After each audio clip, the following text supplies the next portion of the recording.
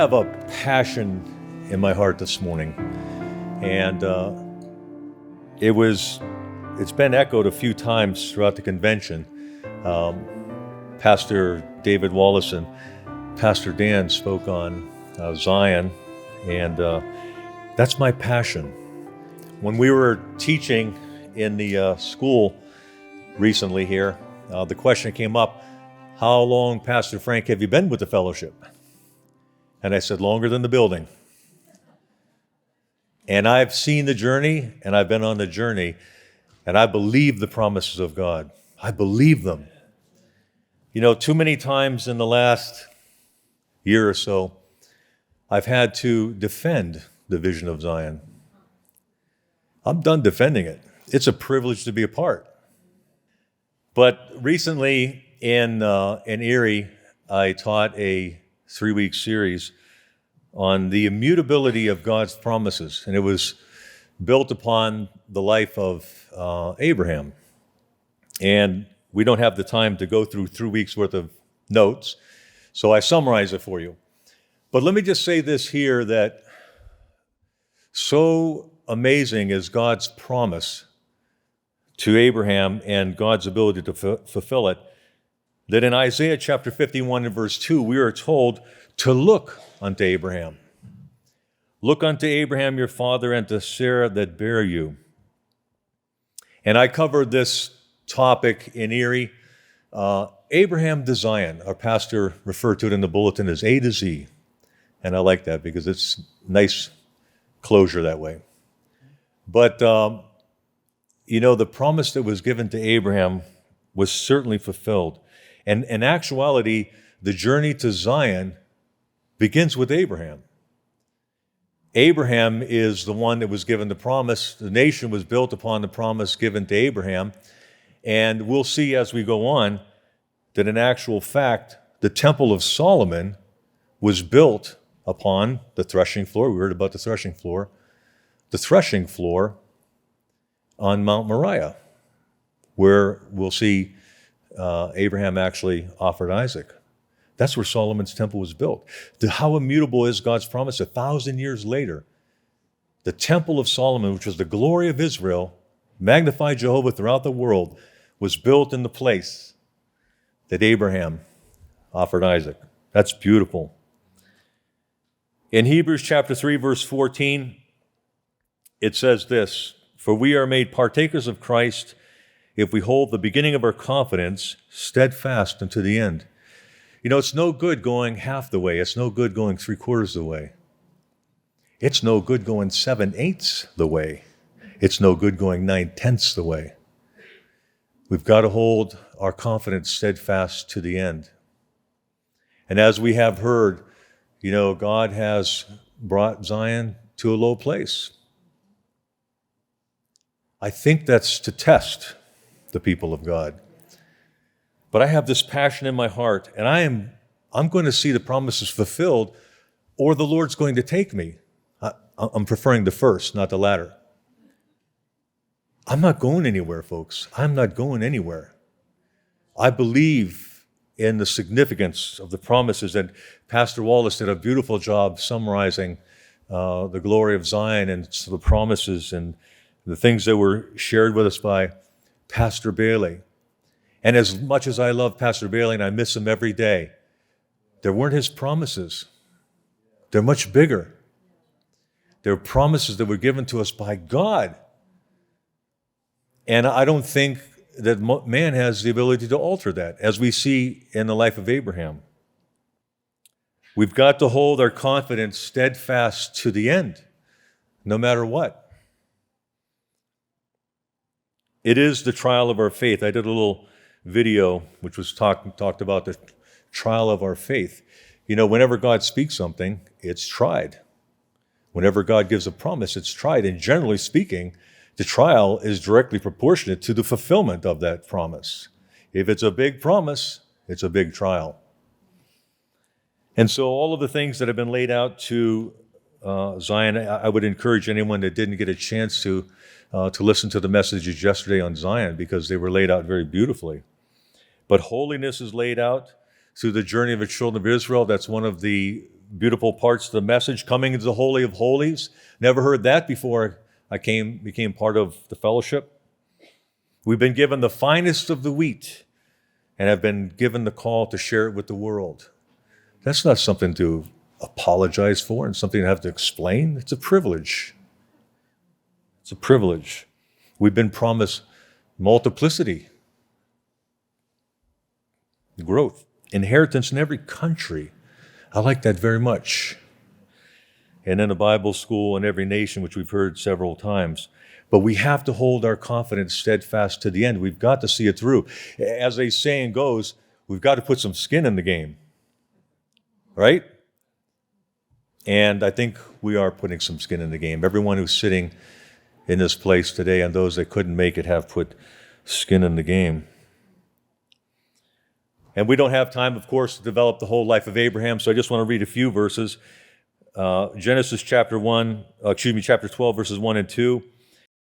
And I will make of thee a great nation, and I will bless thee, and make thy name great, and thou shalt be a blessing.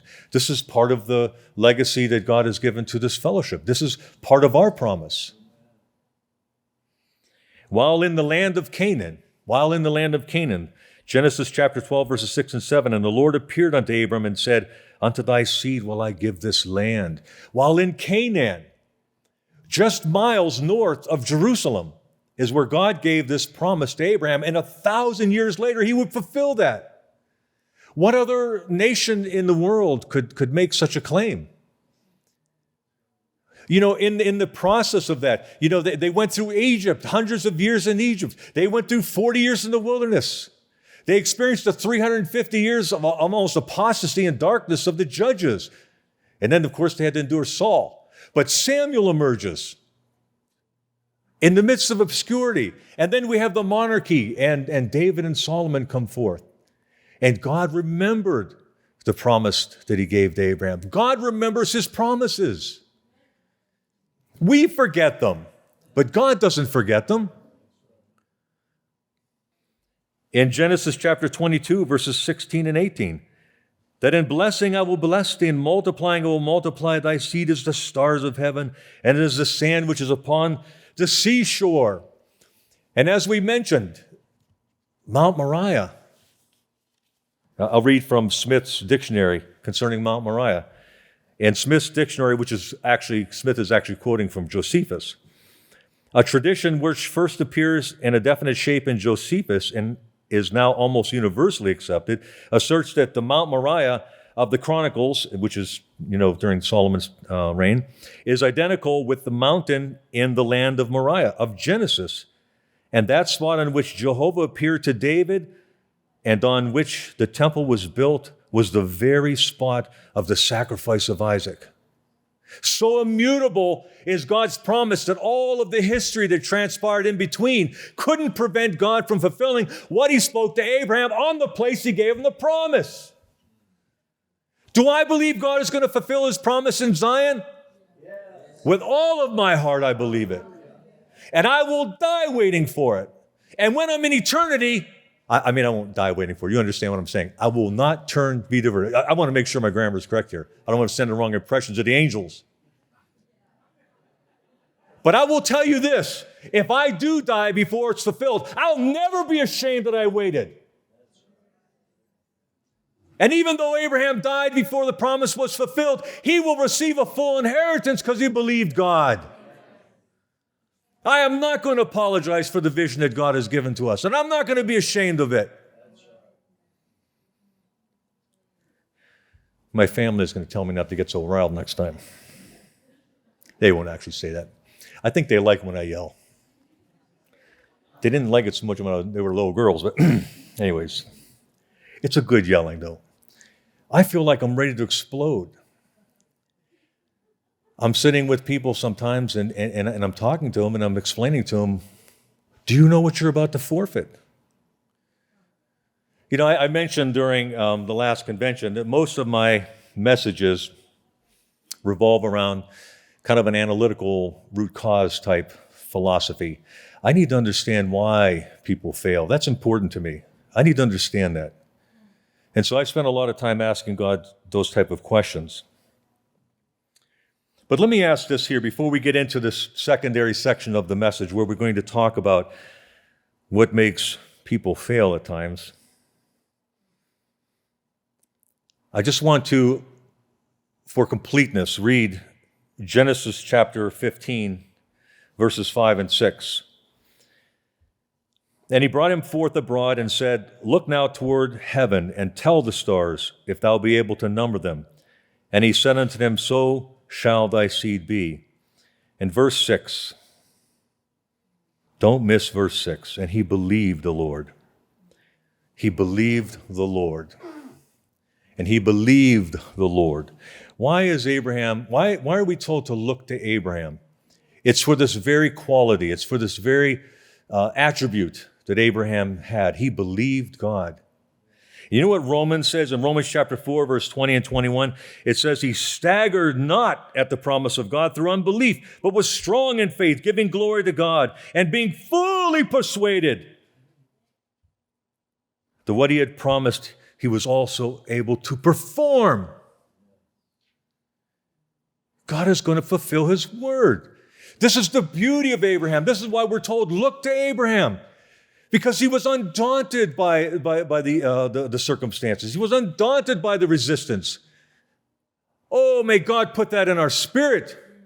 To be undaunted, to be unchanged, to not waver. I have to be honest with you that sometimes I'm shocked at how quickly people are willing to give it all up. I'll be honest with you, I am.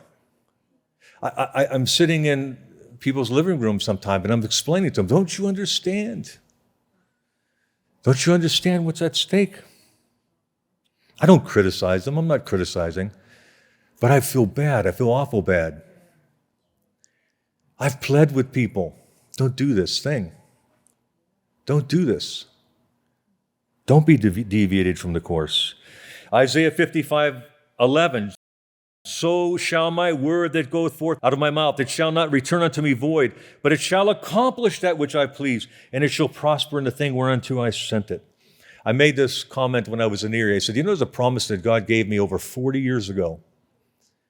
Over 40 years ago. I remember where I was, driving the car over the Peninsula Viaduct, and God broke in on me and gave me a promise. I still haven't seen that promise fulfilled, and you know what? I don't care that it wasn't fulfilled. That's meaningless to me because I know it will be. I don't sit and pine away as to whether God's going to fulfill it or not. I would have hoped it had been fulfilled by now. I certainly hoped that when I heard it. I'm of this kind of caliber that, when God gives me a promise on Sunday, just out of generosity, I'll give him to Wednesday to fulfill it. So I would have hoped that it would have been fulfilled by now. I saw a lot of nodding heads, so I'm not alone. But he didn't fulfill it yet, and I don't care that he didn't fulfill it yet. I don't care. If I stand before him and it's never fulfilled, I will say, Lord, I waited. The scripture says if you wait for him, you love him. And I'm going to wait. Now, I want to transition here a minute because, as I mentioned, most of my studies of the scriptures are fairly analytical. It's my occupation. It's my profession. I'm looking for root causes. I'm going into organizations and trying to expose their weaknesses, have them develop a root cause so they can fix the problem and become a stronger organization. That's really the thumbnail sketch of it. And so I'm always asking the Lord, why do people fail? Why is it that people are failing? And so in the class that I taught in Erie, we covered 4, but I'm only going to look at 2 or 3 of them here. Those who take themselves out. Now we had mentioned the immutability of God's promise to Abraham. And as we said, over 1,000 years, God fulfilled exactly what he said to Abraham in the very location he said it, being true to his own character and to his own nature. But as we examine the journey and as we go through that, we find that there were some who weren't there to see it. I mean, obviously some have died, but what I mean to say is that some of them took themselves out of the line of ever seeing it fulfilled. And this is what we want to focus on for just a moment here. Not to bring the message down, but again, if we understand the root cause, then we can implement corrective actions and cry out to God and say, Lord, don't let me do that. And so, as we look at this particular journey, I felt God speaking to me concerning the 10 spies and those that were disqualified of the first generation. And again, analytically saying, Lord, why? Why did they fail? And we have the word that was given to this particular generation in Numbers chapter 13, verses 1 and 2. And the Lord spake unto Moses, saying, Send thou men, that they may search the land of Canaan, which I gave unto the children of Israel. Of every tribe of their fathers shall you send a man, every one a ruler among them. Send them to look at the land which I gave them. Don't miss that. That's a key point. God is communicating to them, I gave them this land. Go search it out to see how good a land it is. But I gave it to them. But what ended up being the people's confession? Numbers chapter 13, verse 31 and 32. But the men that went up with him said, We be not able to go up against the people, for they are stronger than we. And they brought up an evil report and the land of the land which they had searched out unto the children of Israel. So, what was the effect? What was the effect of these 10 spies? The words of these 10 spies. This is really what I really want to drill in. Pastor Harry was just talking about deception and false teachers and false prophets. The words that these men said, these 10 men, when they came back, the words that they said, what was the effect of those words? In Numbers chapter 14 and verse 2, and all the children of Israel murmured against Moses and against Aaron, and the whole congregation said unto them, Would God that we had died in the land of Egypt, or would God we had died in the wilderness. You want to know why people fail sometimes? It's because they're listening to the wrong voice. Words are powerful. Words are very, very powerful. They were listening to the wrong voice. And because, and I'll tell you what, I would not want to be any one of these 10 spies to stand before God Almighty and be responsible for disqualifying an entire generation. Don't wear those shoes. But the whole thing revolves around this. They listened to the wrong voice. And there was another voice. There was Joshua and Caleb, who stilled the people and had the word of faith and the word of the Lord. And if they had listened to the right voice, they would have risen up and they would have taken the land. But they listened to the wrong voice. And you know what I find when I'm sitting in people's living room and I'm talking to them? Inevitably, it manifests they're listening to the wrong voice. And you're trying to pull them back from the precipice saying, that's not the voice you should be listening to. There's a better voice.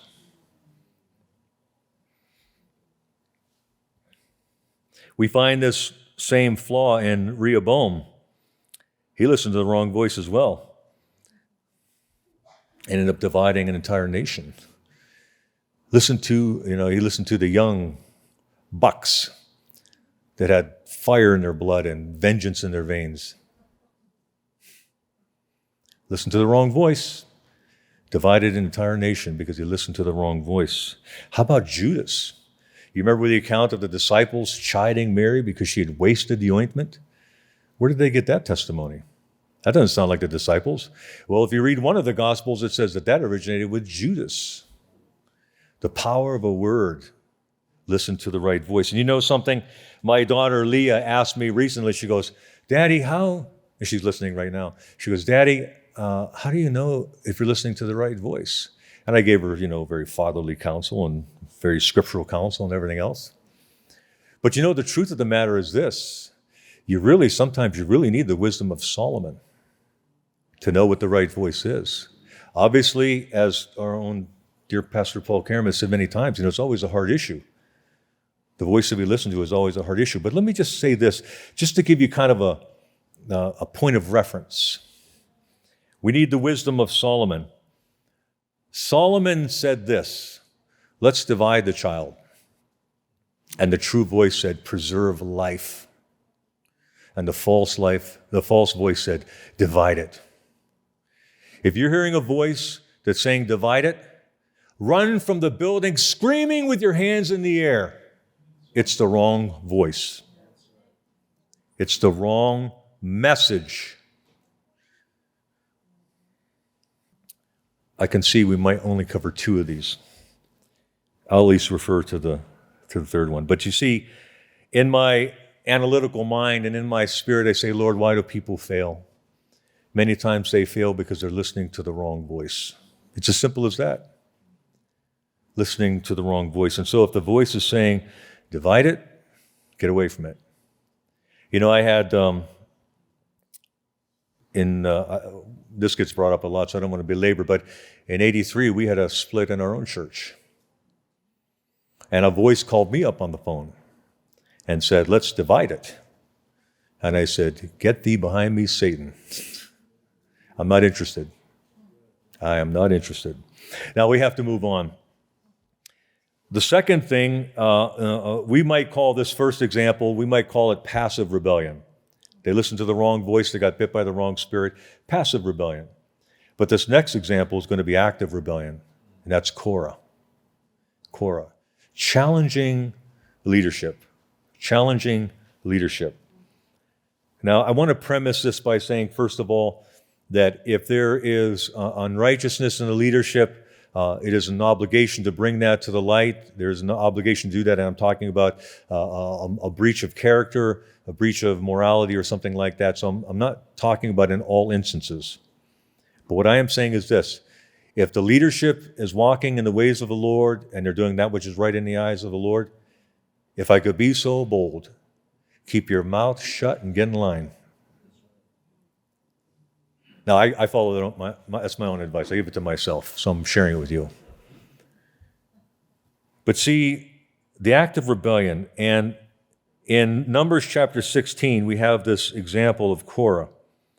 In Numbers 16 and verse 3, it says, ye take too much upon you, seeing all the congregation are holy, every one of them, and the Lord is among them. Wherefore then lift ye up yourselves among the congregation of the Lord. Now see, this is couched in such a way that Korah is making it sound like, I'm looking out for the folks. I'm looking out for everyone. Kind of like Absalom, you know, if I were in your stead, I would do this for you and I would do thus for you. But let me tell you a little secret here. Korah's looking out for number one. Korah himself wants to be in charge. And that's the way it works. That's the way it works. Now, you can't come out and say, I want to be promoted. So the way that they say it is, oh, there's lots of people that could do that. And so, what's behind all of that? Again, what's the root cause? Why does somebody do such a thing? It's because of jealousy and it's because of pride. It's not complicated. I have given this counsel, many different places where I've preached, and that is this. If you want the blessing of God on your life, get behind the leadership. If you want the blessing of God, get behind the leadership. I want to read a verse in Psalm 75 and verse 5 to 7. Lift not up your horn on high, speak not with a stiff neck, for promotion cometh neither from the east, nor from the west, nor from the south. But God is the judge. He putteth down one, and he setteth up another. Now, it's not my intention to put anybody on the spot, but we had a promotion during this convention. And I have to say, Pastor Dan, that was from God. Faithful man. That's from God. But you see, that's the way of promotion. It's not self-promotion. You put yourself on the backside of the desert and be a supporting team player before God promotes. You can't put the cart before the horse. I don't know if Pastor Dan remembers this, but the very first responsibility Pastor Dan ever gave me in the church was to be the church janitor. It's always refreshing, as an 18, 19-year-old to walk up to your pastor and say, I feel the call of God. He goes, here's a broom. Now, I've been replaced by a man who's more worthy than me to do that task. But in the beginning, that was my job in the church. And then eventually came Sunday school, and then eventually, other things followed, and so forth. Self-promotion, careful. Be content to take a seat in the backside of the desert and let God bring you forth in His time. That's why people fail. People fail for self-promotion. Don't you know that God looks through the congregation and promotes who he will? God looks through and he sees who's being faithful and he promotes them to whatever it is they're calling. Not everybody's called to a fivefold ministry, but whatever the case may be, they're promoted.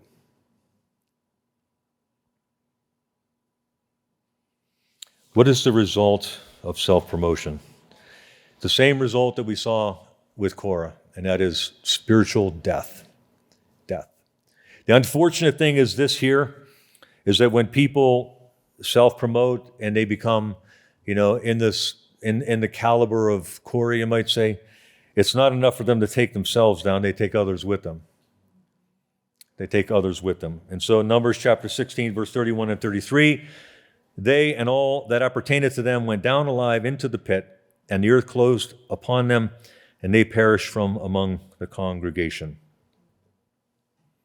Self-promotion. Listening to the wrong voice. These are reasons why people fail. Now, this last set of folks that we'll just briefly touch on here, they're neither rebellious or self-promoting, and yet they still fall short. And that would be in reference to Gad and Reuben and the half-tribe of Manasseh, because they said to Moses, don't bring us over this Jordan. Don't bring us over this Jordan.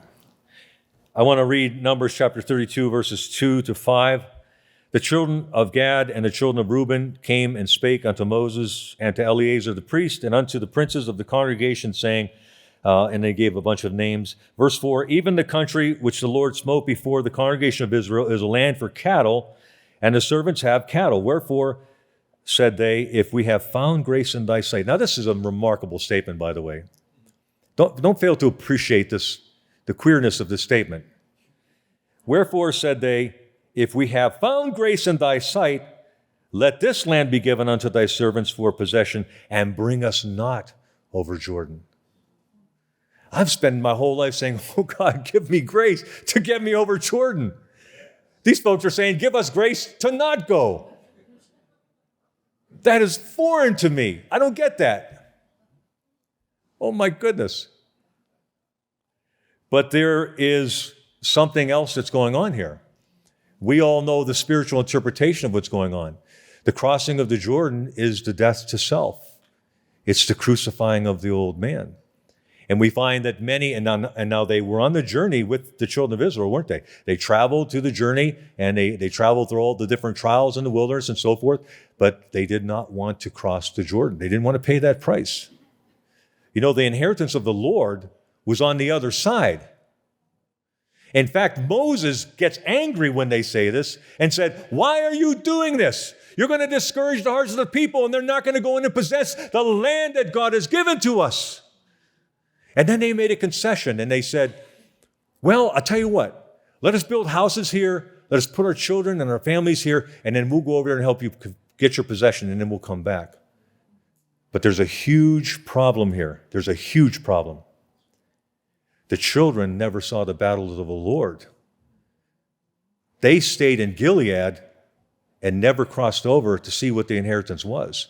They stunted the rest of their seed by doing that. They stunted them. They said to Moses, we'll go over and help you fight the battles of the Lord, but let us build cities and keep our children and our cattle and our wives here. They had an outer court vision, and they confined their own children to an outer court vision. As Pastor Dan was saying yesterday, whatever circle, whatever group that you grow up in is what you become. So, if you're Lutheran, if you're Baptist, or whatever the case may be, you're confined to that unless, of course, God blows the trumpet and you're called out of that. You'll stay in that organization. So they confined them to be people that will never cross the Jordan and never enter into the fullness of the Lord. Now, my perspective is this. Not only do I want to cross the Jordan, but I want to be as close to the Holy of Holies as possible.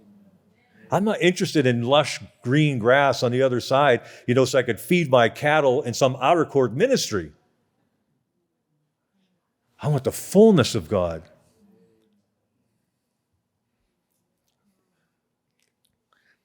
I gotten a little excited this morning, but it's like a balloon that's about to burst in me. We're on the verge of something very big. I remember several years back, the time with God is not the same as time with us. And several years back, I came back home into my bedroom from a Wednesday night service, and I heard singing. And I thought, oh my goodness, sounds like a Christian song. I know there's no Christians in my neighborhood other than me, so I'm not really sure where that's coming from. And so I pull back the curtains, and I don't see anything going on out in the street, which in my neighborhood is kind of an amazing thing. And there's nothing going on. And so I close the curtains, and I hear it again. And the song was, "It's very near, it's very near. The great revival will soon be here." And there was nobody there. I was hearing an anthem in heaven. I wrote the thing down, I gave it to Leah, and I said, make a song out of it. She did the best she could with it, but thank you, Leah. But I want to wrap this up here. Because, you see, the immutability of God's promise is Abraham. Look to Abraham. God promised Abraham that he would give him that land and to all of his children. And not only did God give that land to Abraham and to his children, but God produced a temple the likes of which there was no equal, on the very spot he offered Isaac. That's the immutability of God's promise. What has he spoken to you? What has he spoken to me? We know what he's spoken to the fellowship. He's spoken to our churches. You can't let that go. And so, in conclusion, Romans chapter 4, verses 20 and 21 again, concerning Abraham, why he is a worthy study. He staggered not at the promise of God through unbelief, but was strong in faith, giving glory to God, and being fully persuaded that what he had promised, he was able also to perform. In Hebrews chapter 3, verse 14, we are made partakers of Christ if we hold the beginning of our confidence steadfast to the end. 9/10 won't do. It's got to be 100-fold. Amen. God bless you.